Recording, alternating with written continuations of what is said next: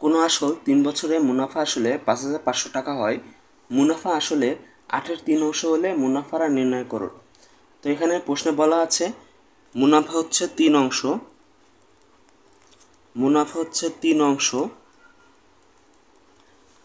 আর আসল হচ্ছে 8 অংশ। তাহলে টোটাল মিলে হয় এখানে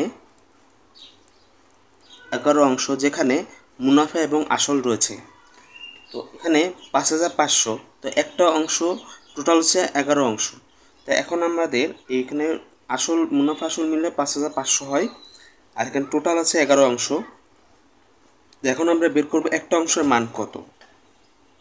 একটা অংশের মান বের করতে হলে 11 দিয়ে ভাগ হবে। 11 দিয়ে 5,500কে ভাগ করলে হবে 500 টাকা, মানে এখানে এক অংশের ভ্যালু হচ্ছে 500 টাকা। তাহলে সুদ হবে 3 গুণ 500, টোটাল হচ্ছে 1500 টাকা। আর আসল হবে 8 গুণ 500, 4,000 টাকা। তাহলে এখানে আমরা পেলাম মুনাফা 1500, আসল হচ্ছে 4,000 টাকা। এই মুনাফাটা হচ্ছে 3 বছরের মুনাফা। তা 3 বছরের মুনাফা যদি 1500 টাকা হয়, তাহলে 3 বছরের 1 বছরের মুনাফা হবে 3 দিয়ে ভাগ, হবে 500 টাকা। 1 বছরের মুনাফা হয় 500 টাকা। তাহলে আমরা এখন ধরি আসল ছিল হচ্ছে 4,000 টাকা।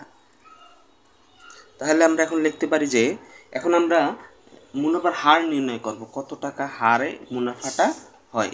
তাহলে 4,000 টাকায় মুনাফা হয় 500 টাকা, মানে 1 বছর মুনাফা হয় 500 টাকা। 1 টাকায় মুনাফা হয় কম, তাই এখানে ভাগ হবে, উপরে 500 নিচে 4,000।